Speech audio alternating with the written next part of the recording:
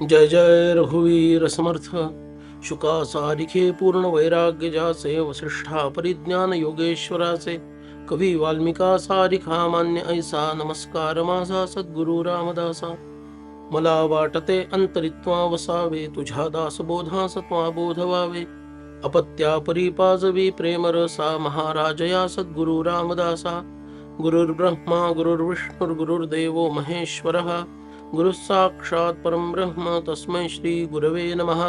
जय जय रघुवीर समर्थ। दशक 11 समास 10 निस्पृह वर्तणूक। एक अप्रतिम समास समर्थांनी आपल्या समोर ठेवलेला आहे। राजकारण निरूपण, महंत लक्षण आणि त्याच धाटणीतला हा निस्पृह वर्तणुकीचा समास आहे। समर्थांनी म्हटलं, जो मूर्ख असतो तो एक कल्ली विचार करणारा असतो, पण जो चतुर असतो तो सर्वांगीण विचार करणारा असतो, म्हणून त्याला सर्व प्रकारच्या सुखांची प्राप्ती होते। आणि महंताचं लक्षण, महंत लक्षणामध्ये आपल्याला आठवत असेल की अंतरात्म्या एवढा मोठा महंत दुसरा कोणीच नाही, असं समर्थांनी म्हटलं। पुन्हा तो अंतरात्मा महंत आहे असं ते म्हणतात। तो लहान कसा होईल? प्रशस्त, जाणता, समस्त विख्यात योगी असा हा अंतरात्मा आहे। करता, भोगता, तत्वता, भूमंडळी, सर्व सत्ता त्या वेगळा, त्यास ज्ञाता पाहेसा का म्हणून, त्याच्याहून वेगळं होऊन त्याला पाहू शकेल असा कोणीही नाही, त्याच्याशी तद्रूप होऊनच पाहता येतं। आणि या अंतरात्म्याप्रमाणे महंतानं असायला पाहिजे असं या निस्पृह वर्तणुकीमध्ये समर्थ सांगत आहेत। म्हणजे निस्पृह वर्तणूक ही महंताच्याच तोलामोलाची वर्तणूक आहे। आणि निस्पृह महंतानं कसं वागायला हवं या संदर्भात समर्थ इथं बोलतायत।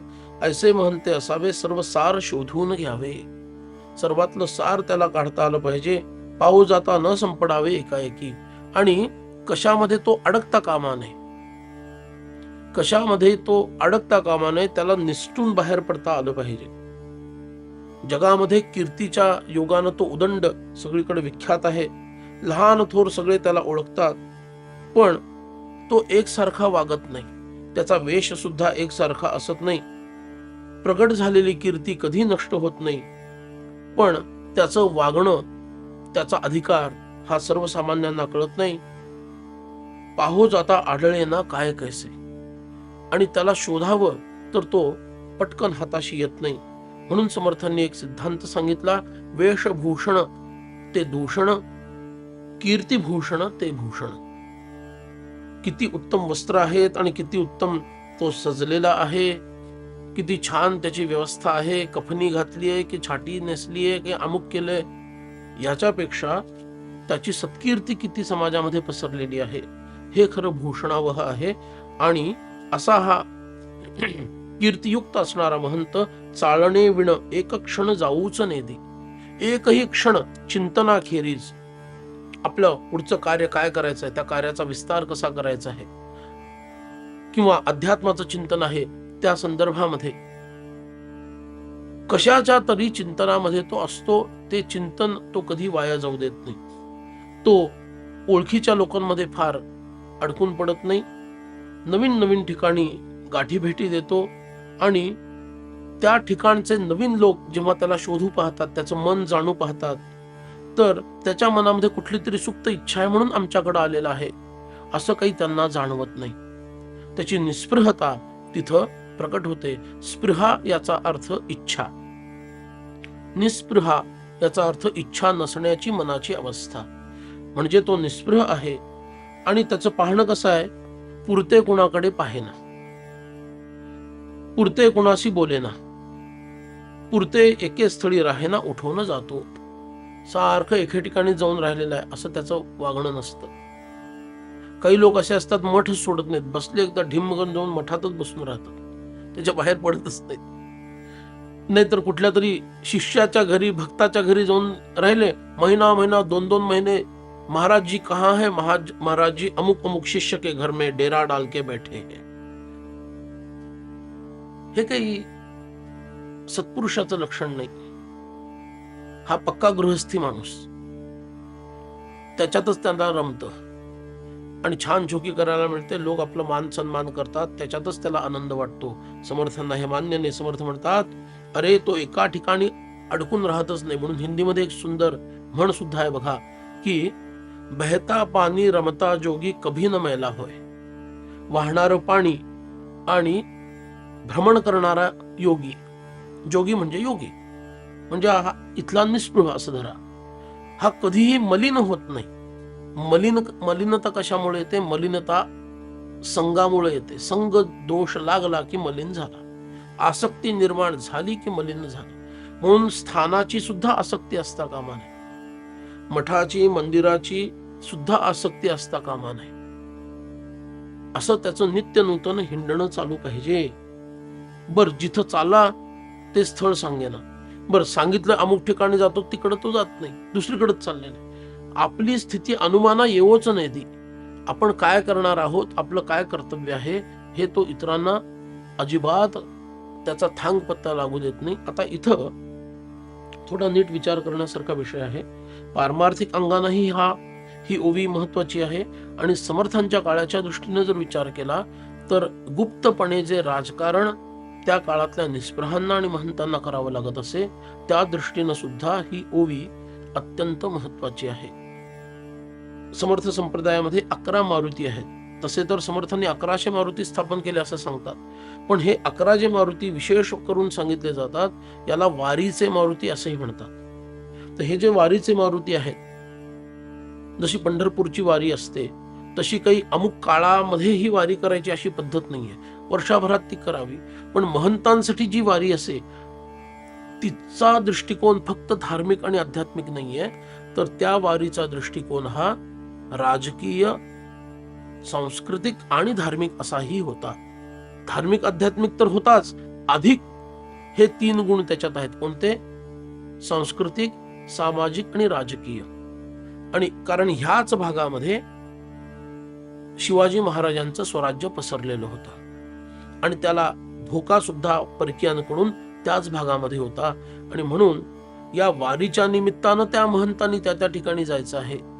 आणि तिथली राजकीय स्थिती कशी आहे, सांस्कृतिक स्थिती कशी आहे आणि सामाजिक स्थिती कशी आहे याचं अध्ययन करून ते पुन्हा 11 मारुतींची वारी पूर्ण करून गुप्तपणे समर्थांना येऊन सांगायचं.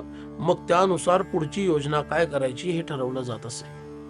याही दृष्टीनं जाते स्थळ ते सांगेना, सांगितले तेथे तरी जायना, आपली स्थिती अनुमाना येवोची नेदी, अशी त्याची स्थिती होती. लोकी केले ते चुकावे. लोकांना वाटतं अमुक अमुक महाराजजी यासाठी आलेले आहेत, त्यांच्या मनातला तो विषय चुकीचा ठरतो आणि महाराजजी दुसऱ्या कार्यासाठीच आलेले असतात. लोकी भाविले ते उलथवी. लोकांना वाटतं की आता यांना इथं मठ स्थापन करायचं दिसतेय, यांना कथा इथं करायची दिसतेय, यांना अमुक करायचं इथे दिसतंय. लोकांच्या भावना जागृत होतात, पण त्यातलं त्यांना काहीच करायचं नसतं. लोकी तर्किले ते दावी निर्फळ करूनी. लोकांचे सगळे तर्क हे वाया जातात, कारण हा निस्पृह आहे. याला फक्त धर्म आणि अध्यात्म, लोकांचा उद्धार याच्याशीच कर्तव्य आहे. असा हा महंत जिथं लोकांना पाहायचा आदर आहे तिकडे याचा अनादर आहे आणि लोक सर्व काळ तत्पर तेथे याची अनिच्छा. गीतेतला तो श्लोक आठवतो बघा, अगदी तसाच नाहीये पण थोडा समांतर जाणारा श्लोक आहे. या निशा सर्वभूतानां तस्यां जागृते संयमी यस्यां जागृती भूतानी सा निशा पश्यतो मुनेः. अगदी त्याचं हे वागणं असंच आहे. सर्वसामान्यांना ज्याच्यात रुची आहे तो तिकडे ढुंकूनही बघत नाही आणि ह्याची रुची जिथं आहे तिथं सर्वसामान्यांची बुद्धीच पोचत नाही. अशी अद्भुत स्थिती या निस्पृहाची आहे. एवं कल्पिता कल्पेना ना तर्किता ही तर्केना कदापि भाविता भावेना योगेश्वर. हा अत्यंत मोठा असा योगी ईश्वर, योग्यांचाही ईश्वर असा हा निस्पृह समर्थांचा महंत आहे. नव्हे नव्हे हे समर्थ स्वतःच कसे जगलेत हे दाखवत आहे आणि त्याची ओवी येणार आहे. ती ओवी माझ्याबद्दलच मी हे सगळं सांगतोय, ही ती ओवी सिद्ध करणार आहे. समर्थांना स्वतः मी कसं आहे सांगायचं अजिबात नाहीये, पण रामरायांची इच्छा आहे की ते कसे आहेत हे तुम्हाला कळावं. म्हणून समर्थांनी हे जे काही सांगितलं योगेश्वर, आता योगेश्वर कोण आहे? समर्थ संप्रदायामध्ये योगेश्वर 2 आहेत, एक समर्थ स्वतः आणि योगीराज कल्याण स्वामी महाराज. तर हे असे मोठे मोठे योगेश्वर, दिनकर गोसाव्यांची योग्यता खूप मोठी होती. तेव्हा असे हे योगेश्वर आहेत. असा हा त्याची काय तो कल्पना करत आहे, त्याचा तर्क काय चालू आहे, त्याच्या भावना काय आहेत, ह्या सर्वसामान्यांच्या लक्षातच येत नाही. अशा उंच अवस्थेमध्ये हा पोचलेला असतो. कारण सर्वसामान्य व्यक्ती त्याच्या बुद्धीच्या कक्षे एवढाच विचार करू शकणार. एखाद्या भिकाऱ्याला जर म्हटलं तू श्रीमंत म्हणजे काय याची कल्पना करतो, काय सांगणार? 1,00,000 रुपये 50 लाख रुपयाच्या पलीकडे करू शकत नाही तो भिकारी असेल तर. पण त्रैलोक्याचा स्वामी होणं हा विचार त्या भिकाऱ्याला कुठून कळणार आहे? तसं सर्वसामान्यांच्या कल्पना, भावना, तर्क हे सगळे त्यांच्या बुद्धीच्या कक्षेपर्यंतच असतात आणि हा तर त्याच्या कितीतरी पलीकडे असतो. आणि म्हणून त्याचं बोलणं, वागणं, कल्पना कुणालाच समजू येत नाहीत. ऐसे अंतर सापडे ना आणि शरीर ठाई पडे ना. त्याचं मन पकडता येत नाही, त्याच्या मनात काय चाललंय, आणि शरीर ठाई पडे ना म्हणजे त्याला शोधायला जावं. आत्ता होते महाराज, आता कुठे गेले माहिती नाही. त्यामुळं ते सापडतच नाहीत. क्षण एक विसंबेना कथा कीर्तन, आणि एका क्षणासाठी सुद्धा हा महंत कथा कीर्तन याच्यापासून दूर राहत नाही. आपलं कार्य तो अखंड करत राहतो. लोक संकल्प विकल्प करती ते अवघेच निर्फळ होती. जनाची जना लाजवी वृत्ती तेव्हा योगेश्वर. लोकांना लक्षात येतं आपण पूर्वी ज्या काही कल्पना केल्या होत्या त्या आपल्या बुद्धीनुसार केल्या होत्या, आपल्या कामना, भावना, वासना यांना प्रमाण धरून केल्या होत्या. पण हे महाराज तसे नाहीयेत. हे अत्यंत निस्पृह आहेत. हे केवळ आणि केवळ आपला उद्धार करण्यासाठी इथं आलेले आहेत. त्यांना एका दमडीचीही कशाशी कर्तव्य नाहीये, प्रसिद्धीशीही यांना काही कर्तव्य नाहीये, मान मोठेपणा याच्याशी कर्तव्य नाहीये, मिष्टान्न भोजनाच्या संदर्भानंही यांना काही कर्तव्य नाहीये. नाही, यांना कशाशीच कर्तव्य नाहीये. रामरायांनीच यांना आपल्या उद्धारासाठी पाठवलेलं आहे. असं या लोकांना त्यांच्या आचरणातून, वागण्यातून, बोलण्यातून आणि त्यांच्या प्रत्येकारी कीर्तन, प्रवचन, निरूपण, कथा याच्यातून जाणवतं. आणि मग तेव्हा तो खरा योगेश्वर आहे असं समर्थ सांगतात. बहुती शोधून पाहिले, बहुतांच्या मनास आले, तरी मग जाणावे साधले महत्कृत्य. आणि याला शोधून काढतात लोक. कुठे गेले महाराज? त्यांच्याशिवाय आम्ही राहू शकत नाही, त्यांचा उपदेश आम्हाला हवाय. म्हणून लोकी शोधून पाहिले, बहुतांच्या मनास आले. अरे हे जर आपल्या जीवनामध्ये आले तर आपलं किती परमभाग्य आहे. आणि मग अशी स्थिती जेव्हा निर्माण होते तेव्हाच हा महंतीचा आणि या निस्पृहतेचा जो व्याप आहे तो सार्थकी लागला आणि ते महत्कृत्य झालं असं समर्थ म्हणतात. ही स्थिती जर प्राप्त करायची असेल एखाद्याला तर त्यांनी काय करावं? अखंड एकांत सेवावा, दीर्घकाळ एकांतामध्ये राहून साधना करावी, अभ्यासाची करीत जावा. अभ्यासाचा अर्थ फक्त ग्रंथ वाचणे असं नाही. अभ्यास शब्दाचा अर्थ तुम्ही जप करत असाल तर तोही अभ्यास आहे, ध्यान करत असाल तर तोही अभ्यास आहे, सेवा करत असाल तर तोही अभ्यास आहे, चिंतन करत असाल तर तोही अभ्यास आहे. देह, वाणी, मन आणि बुद्धी या 4 गोष्टींचा अभ्यास करावा लागतो परमार्थामध्ये. या 4 गोष्टींना अभ्यासाला लावावं लागतं, मग तो अभ्यास परिपूर्ण आहे. सेवा केली की देहाला अभ्यास प्राप्त होतो, नाम संकीर्तन किंवा भजन केलं तर वाणीला अभ्यास किंवा मंत्र म्हटले, पूजा करताना आपण मंत्र म्हणतो तो वाणीला अभ्यास प्राप्त होतो. मनासाठी जप आणि ध्यान आहे, मानसिक जप आणि ध्यान हा मनाचा अभ्यास आहे. आणि बुद्धीसाठी चिंतन हा अभ्यास आहे. अशा 4ही अंगाने अभ्यास करावा लागतो. तो खरा पारमार्थिक अभ्यास आहे. आणि म्हणून एकांतात अखंड एकांत सेवावा, अभ्यासाची करीत जावा, काळ सार्थकेची करावा. आणि हा काळ सार्थकी लावावा, पण हा ठेवा इतरांनाही देण्याची बुद्धी असावी जनासहित. म्हणून लोकांना सुद्धा त्याच्यामध्ये सहभागी करून नंतर घ्यावं. उत्तम गुण आहेत तेवढे घ्यावेत, ते उत्तम गुण लोकांना शिकवावेत आणि गुप्त रूपानं अनेक वेगळे वेगळे समुदाय निर्माण करावेत. त्या स्थानावर तुमची लोक असली पाहिजे. त्या स्थानावरती धर्म, अध्यात्म, नीती, सत्य यांना प्रमाण मानणारी अशी लोक असली पाहिजेत, तर समाज चांगला होतो. आणि हे या निस्पृहाचं, या महंताचं कर्तव्य आहे की त्या लोकांना त्यांनी आपलंसं केलं पाहिजे आणि त्यांनीही याचं नेतृत्व मानलं पाहिजे. मग काय होतं? हे जर त्याला जमलं नाना ठिकाणी त्याला वेगळे वेगळे लोक साधता आले. हे जर त्याला जमलं तर मग काय घडतं? अद्भुत अशी गोष्ट घडते. अखंड कामाची लगबग उपासनेस लावावे जग, लोक समजून मग आज्ञा इच्छिती. इतकं कार्य करायचं असतं या महंताला, कारण रामरायांकडून फॅक्स आलेला असतो. आता इथून पुढे हे करा, इथून पुढे हे करा, इथून पुढे हे करा, नुसते बसून राहू नका, कार्य वाढवा. हा फॅक्स भगवंताचा त्यांना सतत मिळत असतो. म्हणून अखंड कामाची लगबग, भरपूर कार्य करायचं असतं. बरं, हे एकट्याने करून आता हनुमंतराय एकटे गेले होते लंकेमध्ये, मग पूल कशाला बांधला? कारण सगळ्यांनी काम करायचं आहे, एकट्या हनुमंतांनी नाही करायचं. म्हणून तो पूल बांधला आणि कोट्यवधी वानर त्या पुलावरून लंकेत गेले. हा इतिहास आहे ना. तसं सर्वांनी काम केलं पाहिजे. उपासनेस लावावे जग, सगळ्या जगाला ही अंतरात्म्याची उपासना, रामरायांची उपासना द्यावी, हे या निस्पृहाचं कर्तव्य आहे. लोक समजून मग आज्ञा इच्छिती. मग तुम्ही सांगाल तसं करायला लोक तयार होतात. आधी कष्ट मग फळ. आधी स्वतः केलं असेल तर त्याचं चांगलं फळ मिळणार आहे. आधी कष्टच केले नाहीत, कष्टची ताही ते निष्फळ, ते व्यर्थ जातं. साक्षेपे विण केवळ वृथा पुष्ट. साक्षेप म्हणजे प्रयत्नवाद. हा जर प्रयत्नवाद नसेल तर फक्त सगळ्या गोष्टी कल्पनेच्या स्तरावर शिल्लक राहतात, प्रत्यक्षामध्ये ती गोष्ट उतरतच नाही.